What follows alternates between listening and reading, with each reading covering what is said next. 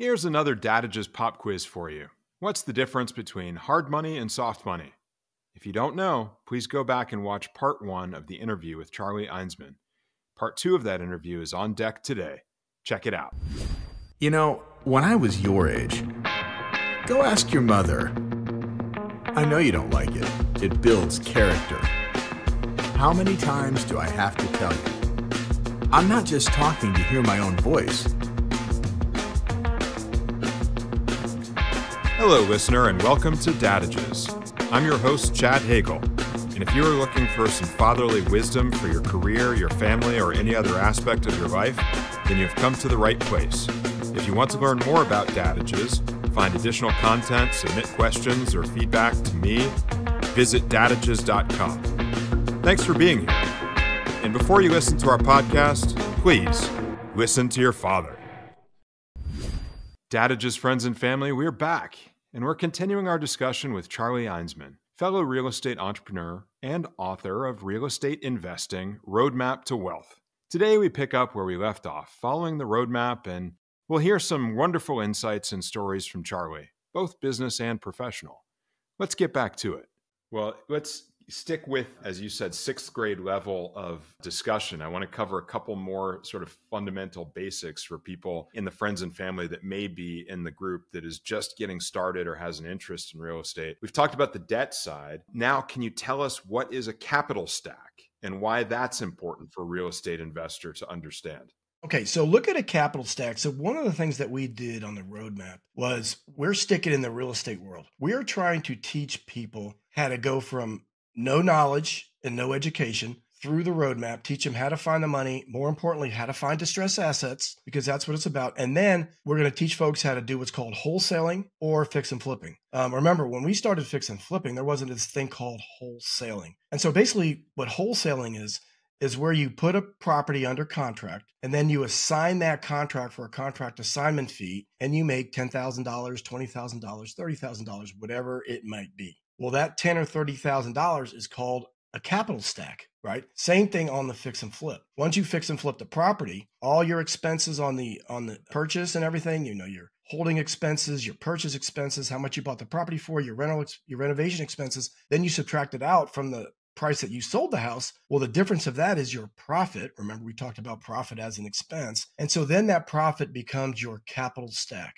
Well, there's other ways that folks can make a capital stack in real estate. Well, whether it's commissionable income or, you know, anything like along those lines, you can buy land at an option, sell the option to somebody else at a profit, create that capital as well. So then once you have these different tranches of your capital stack in hand, then what we do is we teach you how to take that capital stack and invest it into passive income kinds of things. Whether it's tax lien certificate investing, whether it's investing in a pooled mortgage fund, whether it's being your own hard money lender. I teach gap funders this all the time. I show them how to become their own hard money lender, because the problem with gap funders is they only have maybe $50,000, $60,000, $70,000 sitting around. But there's no reason why, if they evaluate a deal, they can be that second trust position and generate a 13, 14, 15% return. So we teach them how to do that. We teach them how to invest in a pooled mortgage fund and get a return off of that. Maybe to build up a residential rental portfolio, it's going to need a little bit more capital stack than 50 grand. And then maybe figure out how to invest in commercial real estate. So we try and show them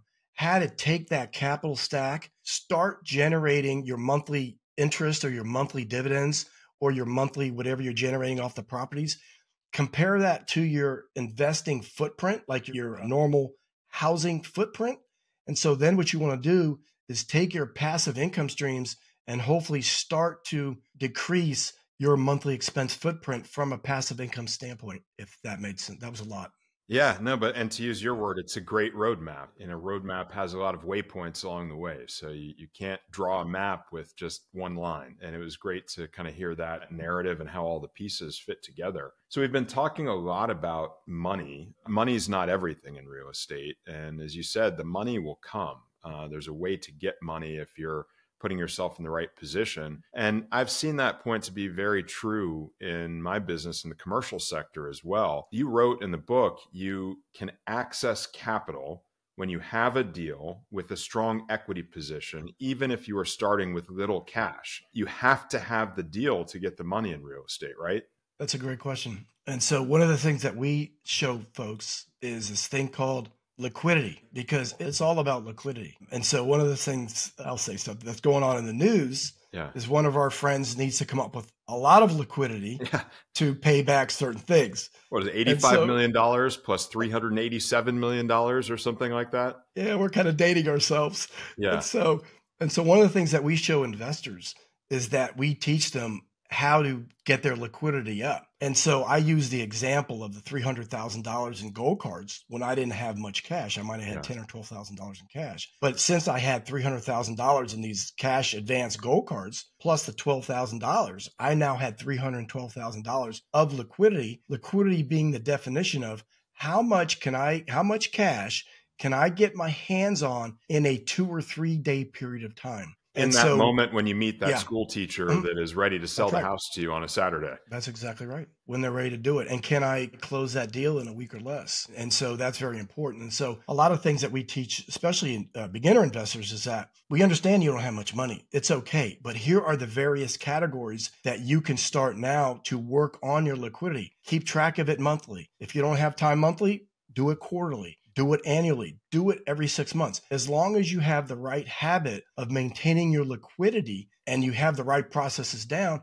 you're in good shape. We calculate our liquidity once a day in Clear Sky Financial. Wow. So my hard money business, we have so much money coming in and out every day. We have to calculate our liquidity because I have to know which loans I'm going to fund tomorrow, the next day, a week from now. So we keep track of that every day. Personally, I might keep track of it once a year now. I don't really keep track of it that often because most of my money is invested in all my other companies. And so I kind of know what I can get access to, but I don't do much personally anymore. Everything we do is through our companies. And so I don't keep my own personal liquidity much. I'll do it maybe once a year. Yeah, follow the money, follow the cash. It's certainly an important point. And, even operating on a commercial scale, we really make most of our investment decisions based upon cash flow, not based upon some structured accounting model. We look at the cash in and the cash out every single day, every week, every month, and make our decisions on that basis. So it works at every level, following the money, as you said. That's funny because I tell my kids that all the time, whether they're talking about the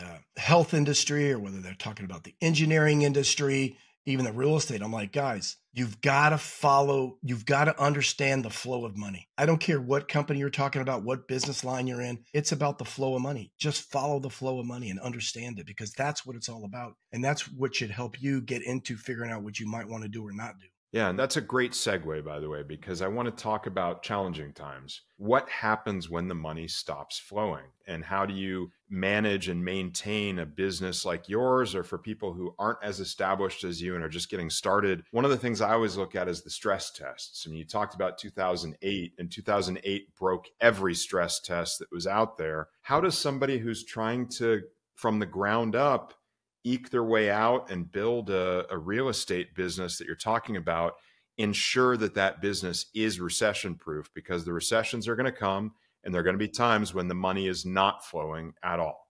Well, the one thing that we have in common is that the money stopped flowing for me. And so back when I was young and fresh out of college, I was working engineering jobs, but I started video stores. I owned a few video stores, like the Blockbusters. Yeah.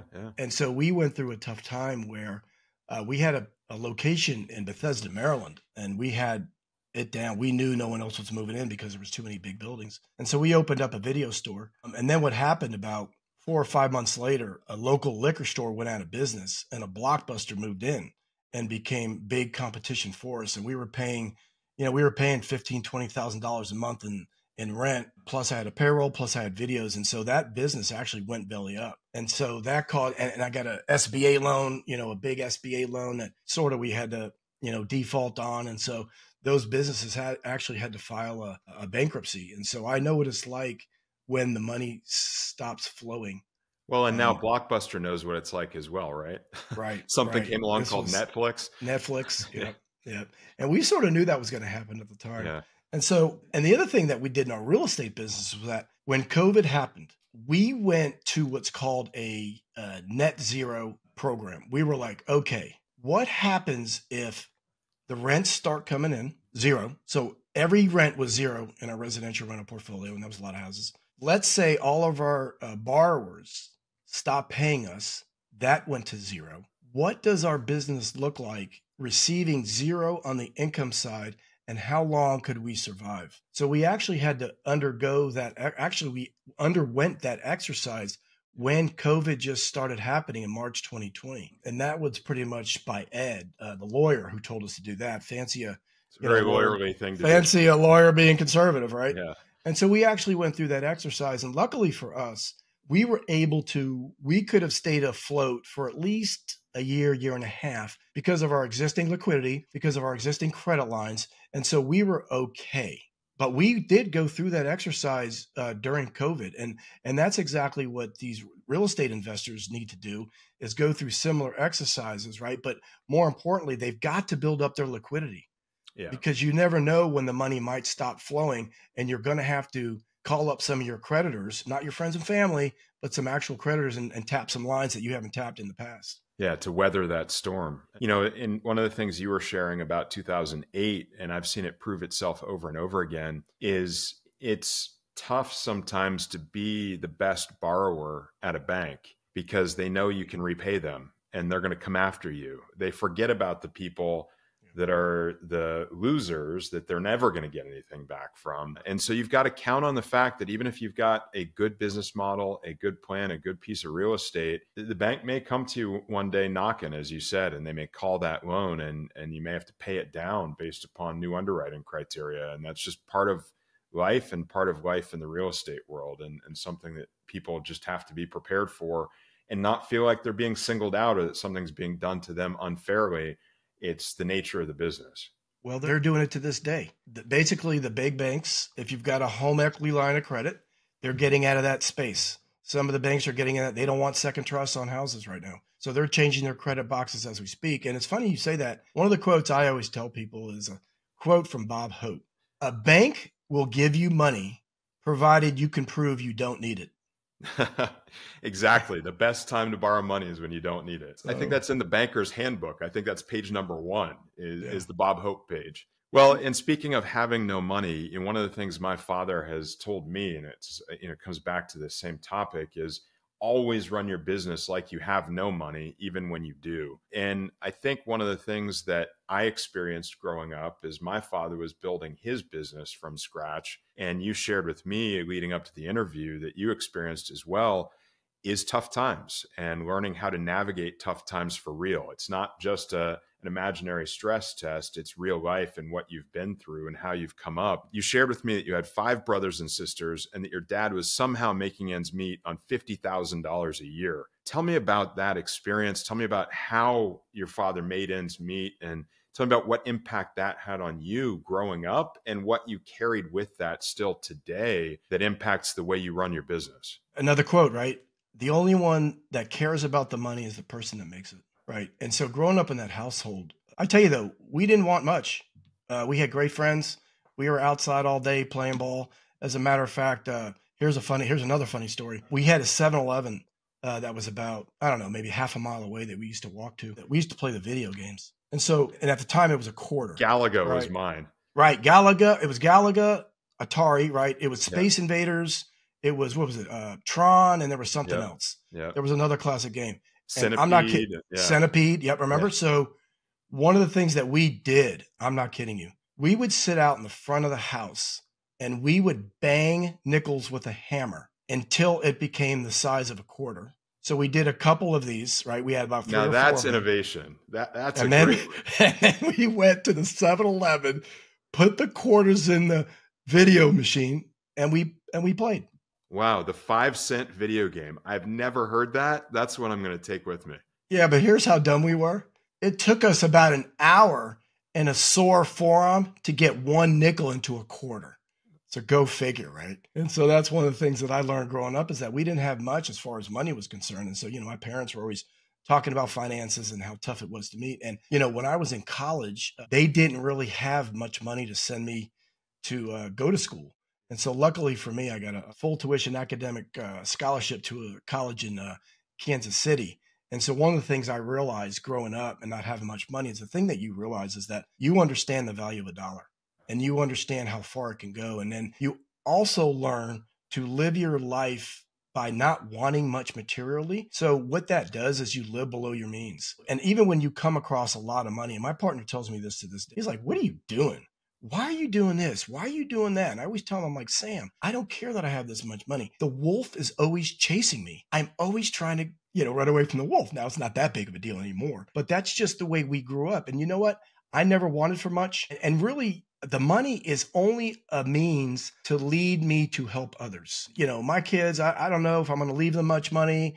I probably obviously will, but for me, it's paying it forward. I want my Clear Sky Sports Angels Foundation. I want that to grow. I want it to be perpetual. I want that to be around when I'm gone. These are the kind of things that I want money. I don't want anybody. I don't want to have a boss. I don't want anybody dictating to me what I need to do every day. That's why I make the money. It has nothing to do with the assets in the world, the cars, the houses, this. It has nothing to do with that. Well, and we'll come back to some of the things you're doing now, but I do want to, you mentioned earlier in the interview, your mom sending you real estate books. Tell us about that. And where did that come from? And obviously that gave you some ideas for the future and what you're doing now. Tell us about your mom and the role she played in giving you that perspective. So she's in Virginia. I'm in Kansas City. I'm going to school in Kansas City, and she being all moms, what they do, they send you care packages, right? So my mom would send me care packages. I'm 1,100 miles away, and she sends me these care packages, some food or whatever junk. And then she throws in some books. The first book that she threw in there was called Gold Mining in Foreclosures. It was a good real estate book talking about, at the time, how to find foreclosures. And then she also sent another book it was a Robert Allen book, where he took people in a line in St. Louis, a homeless line. He took a few people out of there and taught them how to buy houses with no money down. And so at that point in time, he would teach them how to buy VA assumable loans, because you could assume a VA loan and an FHA loan with no money down. And so he just went through the whole story, but he actually did it with live people. It wasn't some made up stuff. And so that sort of stuck. So that got me interested in real estate from a learning standpoint, not really at the point an investing standpoint, because I'm in Kansas City. I'm going through college. I don't know that I'm going to stay there much longer, which I didn't. So I really didn't put any of that knowledge to use. Then what happened is I came back home. Put it in the bank for later. Right. Saving the bank for later. Yeah. And then, the funny question is I really don't know why she sent me that book, the books. And the reason is like you had your dad as what I look at as like a role model in the business world, right? He had started his business. You were younger, you were impressionable, you understood what he was doing. Well, that wasn't the same story for me. My dad had other good attributes, right? And it wasn't in the business world. He was always too scared and nervous, about the business world. He has an MBA from St. John's, but he also has a CPA. And if you know anything about CPAs, accountants and lawyers are the same thing. These guys are too conservative to make any money.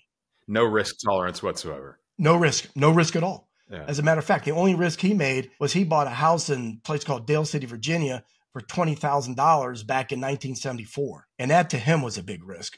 And he did that. Not exactly wheeling and dealing. Right. But again, my dad had different attributes that I got from him, trustworthy, giving it all to his kids, even though that all wasn't a lot. It was enough, just being a role model on a different side of things, maybe not financially, but some of the financial things that he went through sort of taught me. It taught me the value of a dollar. It taught me how to skimp. My mom was always coming up with different ideas. She would buy that orange juice. Let's say, do you remember the frozen orange juice in those cylinders? In the Minute Maid can, yeah. Right, the Minute Maid can. She would make us orange juice, but let's say it made 1 quart. She would stretch that into a gallon. Yeah. She might add a little bit extra sugar, orange right? Flavored water. Yeah. She was doing all these crazy things, right? Just to save money. At the time growing up, we didn't really realize that we just got used to life. And that's how life was based upon my mom. And so, I will ask her why she sent me those real estate books. I really have no idea why. When you do, please do me a favor, share the answer, because I'm equally curious now. And, one thing I'll say, though, is you said your dad wasn't really there as a financial role model for you, but I really think he was in a way, because he really taught you your discipline. And it sounds to me, if I, look at the fabric, the thread that's woven through the fabric of everything you've done in your business career, I see a lot of discipline. And my father taught me that real estate is not a money-making business. It is a risk management business. And it seems like you've done that masterfully. Oh, that's true. That is so true. And I tell people this all the time. Real estate is a risk management business. And as long as you can manage that risk, people think it's easy. It's certainly not. But when you make it seem easy, then, that's a good thing. And so you're absolutely right. My father did teach me a lot of those things, and even discipline. Discipline is different. Discipline is waking up at 5 o'clock in the morning, getting on that 95 highway, going to DC, taking an hour and 15 minutes to get to work, and my mom would have dinner ready. That's discipline that he did. And so it definitely had its impact on me. Watching him manage money had an impact on me. Watching him fuss about him filing taxes and really worried about these different IRS codes, that had a long lasting effect. And yeah, and my family is the same way. You're talking about my dad raised me to be allergic to profit because profit gets eaten up by the IRS. And he said that he spends half of his time making money and the other half making sure the government doesn't take it away. And so that's another form of discipline, is looking at every real estate decision and every investment on a post-tax basis, because that's what really matters at the end of the day in terms of what goes into your pocket. Yeah, no, that totally matters. And so even to this day, and you're going to laugh your head off. Well, so my dad's 84. And so my dad is always because he's a CPA, he still does his own taxes. And he's always getting up in arms about taxes and getting audited and getting this and getting that. And so every single year we have this discussion. I'm like, Dad, don't take this personally. The IRS doesn't care about you. You are so honest and you've done everything so above board. And really the taxes that you're paying into the system isn't really that much. You're not self-employed. You're not filing an extension. You don't make a lot of money. Dad, they really don't care about you. And so he just gives me that mean glare. Like, what are you talking about? Of course they care about me. And it's great. He's the only man on the planet that wants to be audited. He just wants someone to care. That's right. That's funny. Well, and going back to your mom as well, even though she really planted this seed of real estate, residential real estate in your mind that, banked away for later on in life, you told me earlier, today you can't explain to her what you're doing. How do you, respect and credit your mom for, helping plant that seed for you and not overwhelm her with the enormity of what your business consists of today? It's funny because my mom was always the person that would say, well, if you make all this money, then you got to pay all these taxes. And so my parents were very, very conservative. They grew up in Brooklyn, the Bronx, back in the days, and their parents were immigrants, right? So they're second generation. And so they lived tight financial lives as well. And so my mom just couldn't grasp all the things that we do. And she'd always say, when you're making all this money, you got to pay all these taxes. Well, it took my mom the longest time, especially to invest with us in the hard money business. And so we've had this private lending business for 10 and a half years. And finally, the last 4 or 5 years, she finally came on as an investor, both from a self-directed IRA standpoint and a cash account that, oh, by the way, she inherited. So technically it's probably not, it wasn't her cash to begin with. So now that she's invested in this business on the hard money side, she doesn't exactly grasp what we're doing because my dad is always like, well, that business it's very risky and this and that. I'm like, no, Dad. I said, Dad, it's not really that risky. I said, take the $500,000 house. It's worth $500,000. I have a first trust on there at $350,000. I said, and that house is in a fully renovated state. I said, I have $150,000 to play with. Not only market correction 150, selling at 150. I said, this is a very safe investment. And you guys are getting a really, really good rate of return on your money every single month. And so we have that discussion all the time. But, so I keep it at that level with my mom and dad. I don't really talk about the rental portfolio. I don't talk about commercial portfolio. I don't talk about the fix and flip. I don't talk about the tax lien certificate investing. I just keep it at one topic and just keep it simple, so that they can understand and realize. And they always tell me this all the time. The money that they have invested with us is kind of our money anyway, right? Because they don't need it and they're just going to give it to us. And they've already told me that. And I keep telling them, I said, Mom and Dad, I said, please, I said, use all your money for your enjoyment. Don't give us kids one dime. I said, you raised a bunch of good kids. We don't need or want your money. You guys deserve to live a good end of your life. And so we'll see what happens, but they're going to end up. That's a fantastic story. Yeah. And you're obviously, doing well by them. And it took a lot of convincing, it sounds like, but having them come along for the ride and benefit from some of the success that you're able to create. In terms of keeping it in the family, leading up to the interview, you shared with me as well that you're now paying it forward to the next generation too, and creating opportunities for your sons, Curtis and Corey. Can you talk a little bit about the roles that they've taken on in life and how their professional development has come along and how it relates to what you're doing? Yeah, so I've got two boys, 30. Corey just turned 30 this year. Curtis is 31. So I don't know how far apart your boys are. My boys were 16 months apart. And so I tell people, I think I would have rather had twins, because when you have twins, at least they have the same needs going all the way up through the chain. When you're dealing with a 6-month-year-old and almost a 2-year-old, they have totally different needs, and it's a little bit more hectic. But that was a great part of life is by raising them. And so the way they're taking part in our business today is that because we wrote the book, we're going to launch our Clear Sky education platform, and we're going to give back to beginning real estate investors and even investors that are not beginners. They could fit in anywhere in the roadmap. And so what Curtis has done is he got an engineering degree from a university called Virginia Tech, which is a really good engineering school. Worked for Amazon for 6 or 7 years. He got these things called restricted stock units. He got Amazon, was about $400 a share, jumped up to 3,000, did a 20-for-1 split. So he has a pretty good nest egg just from his technology life, which I'm pretty happy about. But however, he doesn't own any real estate, which drives me crazy. And so then what happened is he moved to Las Vegas and he left Amazon, went out on his own to do other entrepreneurial things outside of real estate. And that makes me really happy and proud because he's sort of finding his own way. And so he doesn't have us as maybe I'm on the back burner, but what he's done is he built the front end for our education, and we're going to put out 11 courses. And by us putting out these courses, what I call it is he's working on the technology side. This is called forced learning. So by taking all of our courses that we're about ready to put out, he's learning not only what we're doing business-wise, but how to teach it. So he's learning it. So I'm very hopeful that Curtis will take over one day and learn about it so that we don't have to go through some sort of, create $100 million fund wrapper, a real estate fund to other investors and let, 2 young fund managers run it that are not related to me. I mean, that's the other thought that we might do. And so I'm pretty happy with Curtis. My other son, Corey, University of Virginia.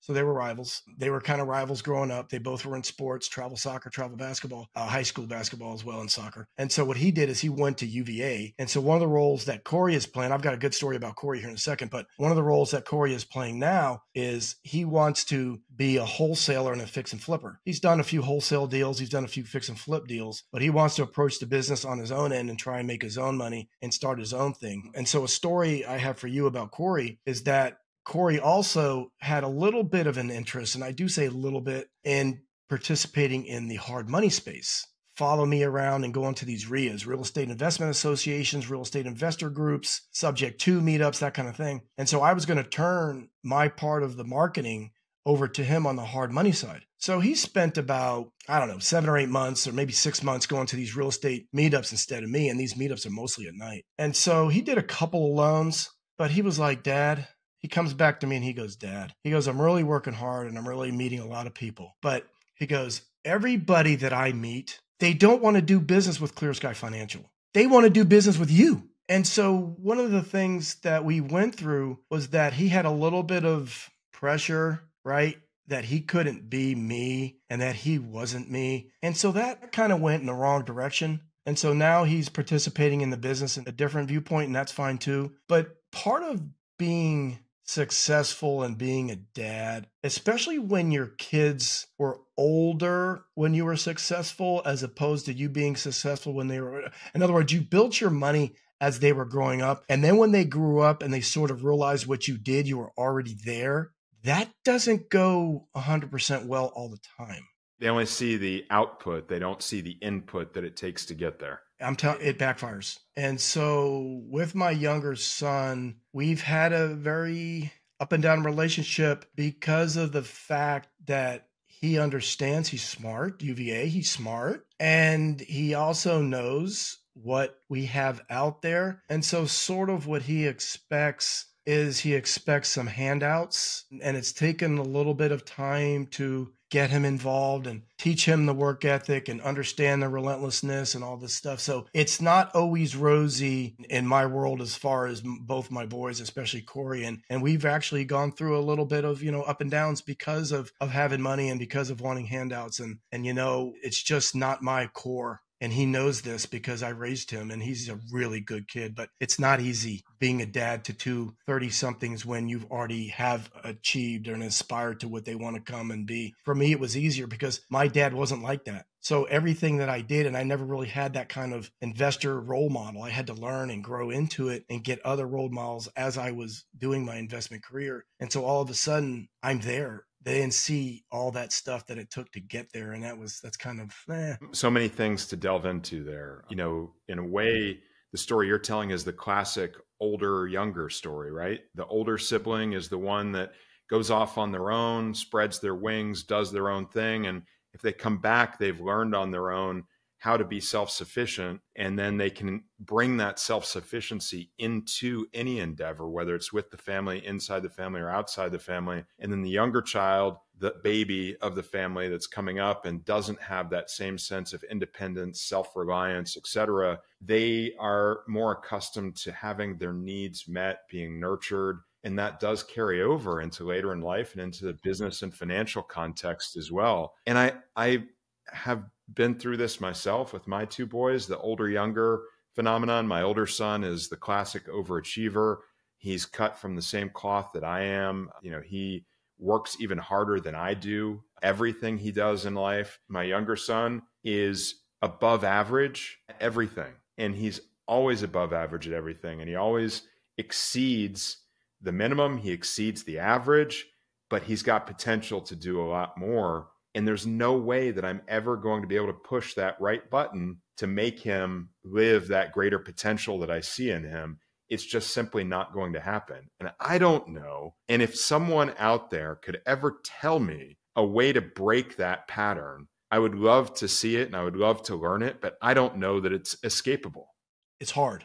And let me tell you something. You and me are similar from this conversation. Here's what you have to do.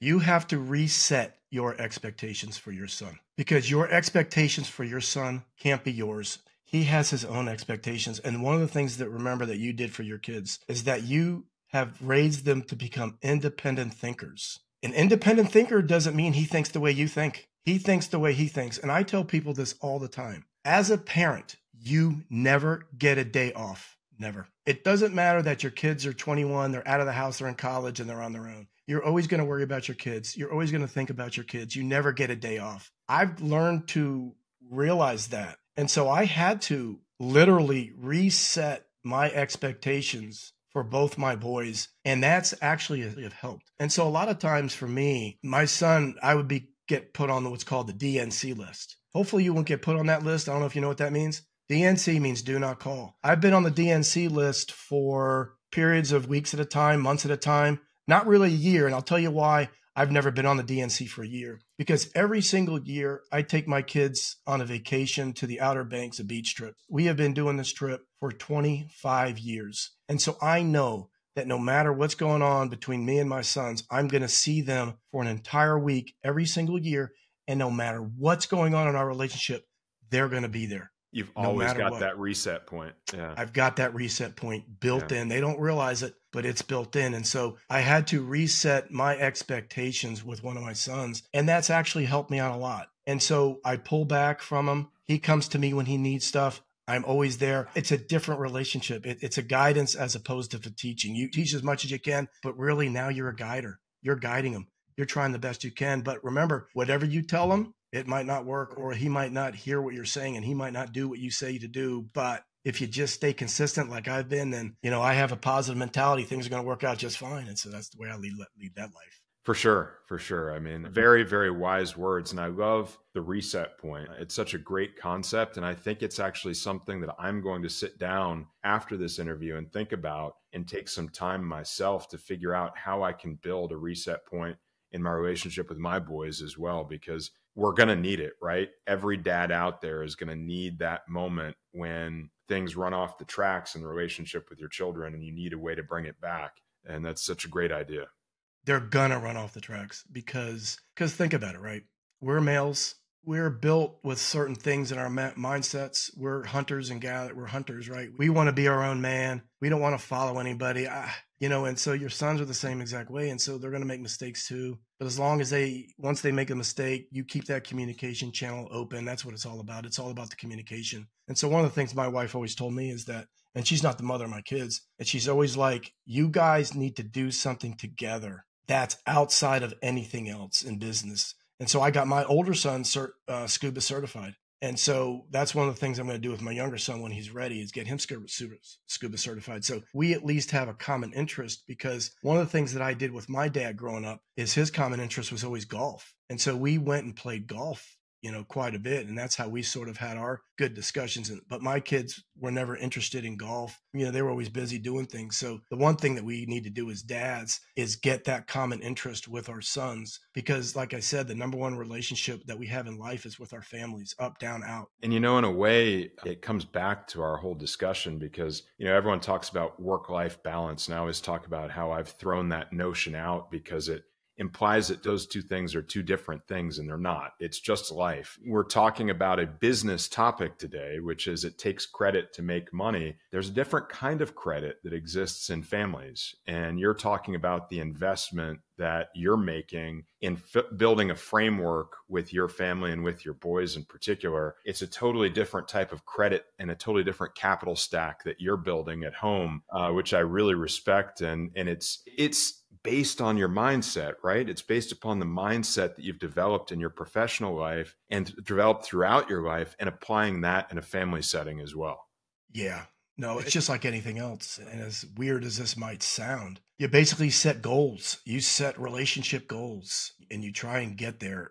But sometimes it does take two to tango, but you do have to set goals. And I remember one of the things that I always told folks is that presence beats presence. So you being present for them, no matter what your relationship is like, stay consistent, be present. It outweighs any kind of presence that your dad could buy for you. And, I take that to heart. And that's one of the things that I do in my life. And for me, it's funny because my younger son wants a different kind of, he wants me to feel a different way about him, and he wants me to see him in a different light. But because I've reset my expectations for him, and of course I will never tell him that, all I want in life for him is to be a good person. Check that box. He's wonderful. I want him to be the best father he's ever going to be to my grandson. Check that box. He's a good dad. And the money stuff, the career stuff, all this stuff that he's trying to do, whether it's in selling this Kangen water, well, it's selling supplements, or whether it's network marketing, or whether it is that he's doing,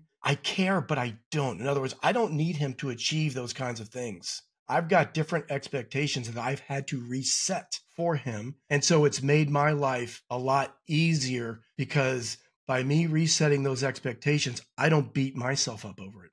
Yeah. And it's really interesting. And you mentioned earlier sort of succession planning, legacy, things like that. And that's where all of these family relationships then come back into the business realm, right? Is when you're looking at the future and what comes after me, and I'm building something that will in fact be a legacy. And is it something that I can hand down, or is it something that I have to hand over to someone who's outside the family? You talked a little bit about that. I'll share just a little bit about my family background when it comes to legacy. And then I'd love to kind of hear your thoughts further on the topic. There was a point in time about 6 years ago that I actually sat down and wrote a life plan for myself for the next 15 years of my life. And I put a lot of time and effort and thought into it over the course of about a year. And I think it ended up being about a 70-page document when I was done. One of the sections of that life plan was wanting to figure out, because I had developed this skill set in the same industry as my father, but had never been a part of his business or his company, was there a way that I could be the pathway to creating a succession plan for his company? And I spent a good part of the last 3 or 4 years investing in trying to make that happen. I had a very strategic plan as to how to work through that and get engaged on some things we're working on together and see if there was a way to build a plan. And I am very happy to say that I've arrived at a very clear answer. I'm very sad to say that the answer is no. I can't. There's nothing I can do to be a part of that. And ultimately, my father's business is based only on him as an individual. I like to say sometimes that the people in his company won't fart without asking him. And it's almost a true statement. And it's really unfortunate. But when he reaches the point that he is done working in his company will cease to exist. And there will be no succession plan. And nothing has been established to take the going concern, take the goodwill, take the value, take the platform that has been built and be able to transition that so that it has longevity and it has a legacy attached to it. He's going to do a lot of great things. He has already done a lot of great things, and he will support massive charitable endowments and provide gifts that will create a legacy in a different way. But I feel like it could be so much more, and it's not going to be. And so to me, it's one of the things in building my own business that I want to avoid is ending up where he ended up. So I'm always looking for ways to create longevity, create the next tier of management, and create a vehicle that can live on beyond me. When you hear all of that story, relate that to what you're looking at and what you're staring down right now and how you're approaching these same decisions for yourself.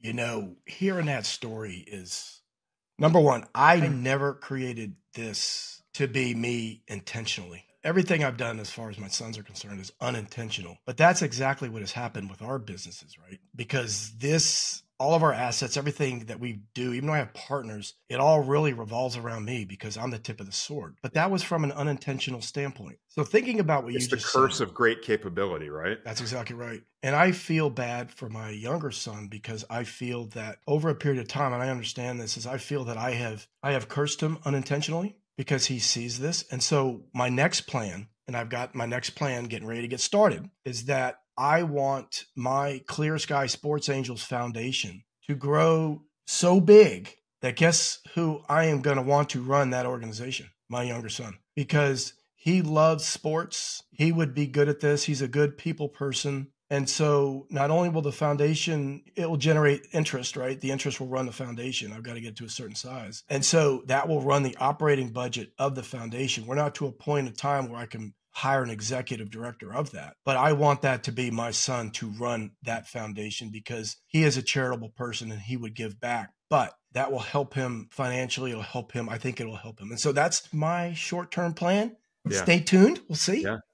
So, I'd love to follow that, and I'd love to keep tabs on it and see how that goes for you. And such wisdom on your part to, not try to force your sons to fit what it is you're doing, but to take the platform of what you're doing and then find those components that your sons have grown into and matching them where they are. That's fantastic and amazing to hear. As a son of a father, it's what I wanted my father to do for me. And I'm hopeful that Corey will be able to see what you're doing and will be able to appreciate the fact that not every father creates that opportunity. And as a father to my sons, I'm going to keep that story in my mind as well and continue to think about ways that I can pave the way for them. If it's not in the same path as me, how my path can be merged with theirs in a way that meets them where they are. And it sounds to me that you're also doing a fantastic job. While maybe your son can't follow in your footsteps within your day job, so to speak, you have really created an opportunity for him to see you as a role model in everything else you're doing. And I really want to talk about that. I want to give our friends and family the opportunity to know the full picture of you and what everything Charlie is doing. And you've talked with me a little bit about Catholics for Housing and everything you're doing to give back in the DC metro area. And then now this venture that you're working on today with Clear Sky Sports Angels, easy for me to say. Can you tell us a little bit more about your plan for giving back, what you've been doing with Catholics for Housing and now Clear Sky Sports Angels as well?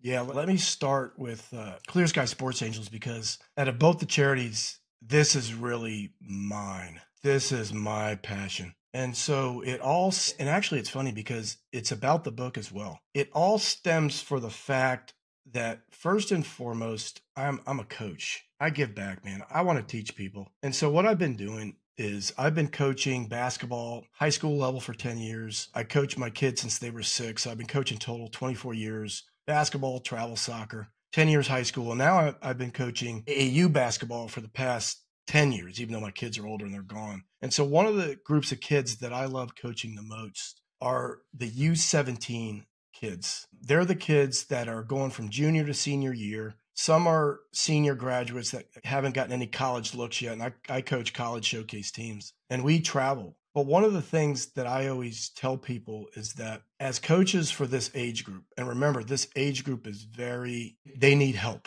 right? They're very opinionated. They're very moldable. Even though they're 17, 18 years old, they still need to be molded, because one of the things I tell people is that the first thing that we're doing as coaches, especially at this age group, is we are teaching these kids to be men.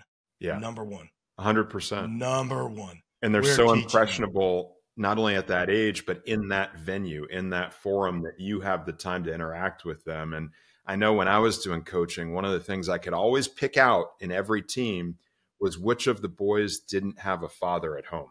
It was so obvious. You got it. And so here's the good thing, but here's the bad thing. The good thing is these kids, especially the ones without a father, they need role models.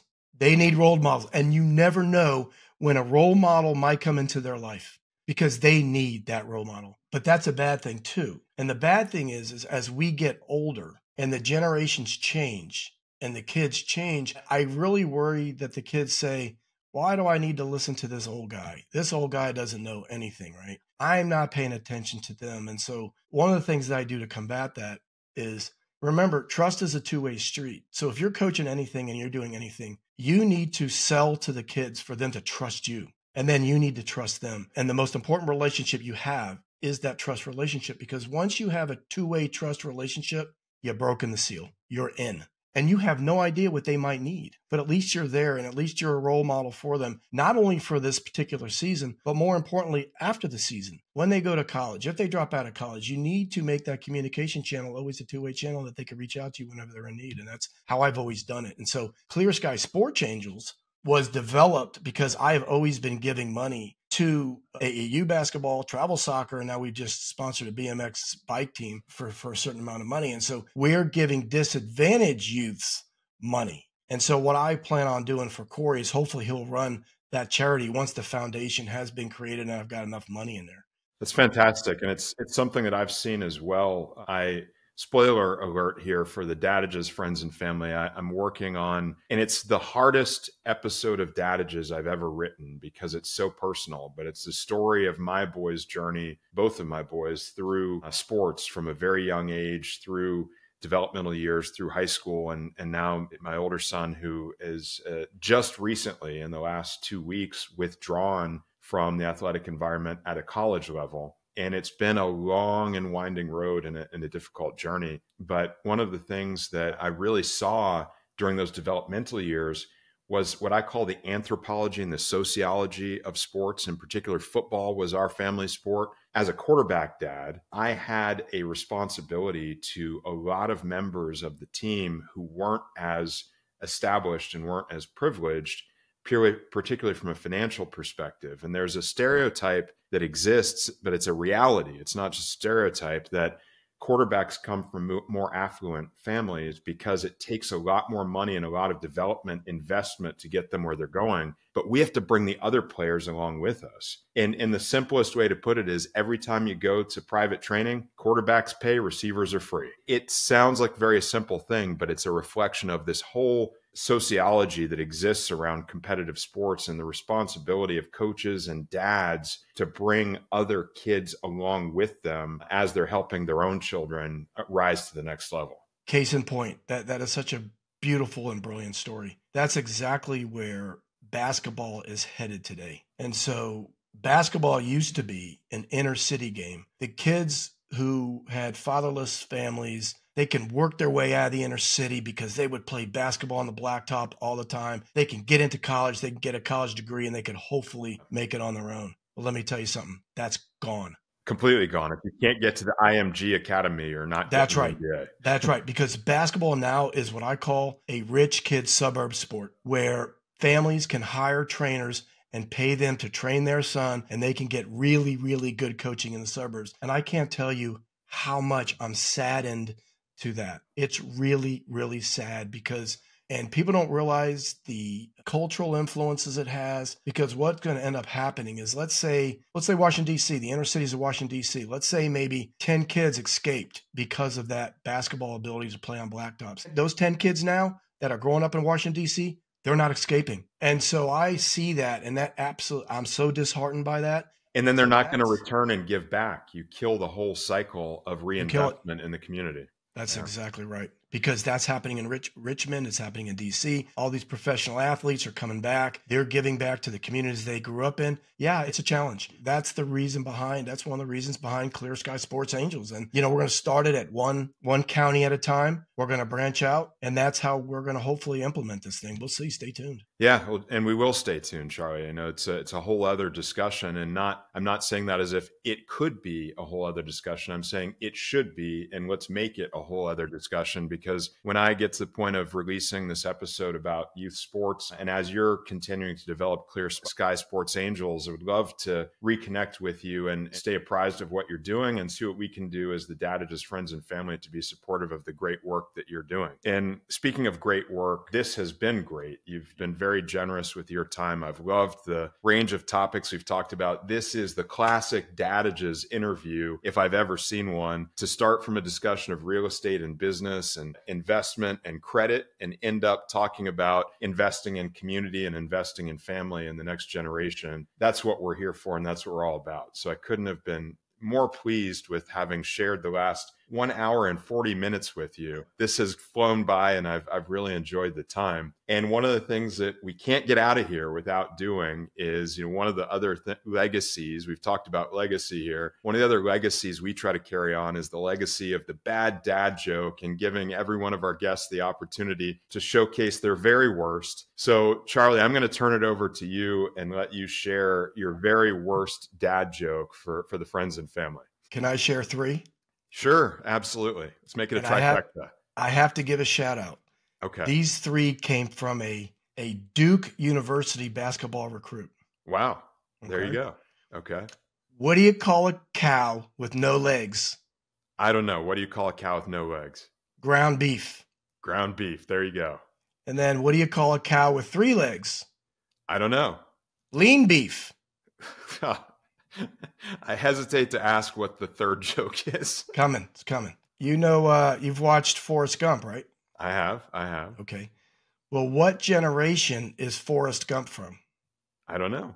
Gen A? Oh, my. Gen A. Gen A. Well, I see your 3, and I'll raise you 1. Okay. Because I found a dad joke that was so on point with today's topic, and it's so bad that I couldn't resist sharing it.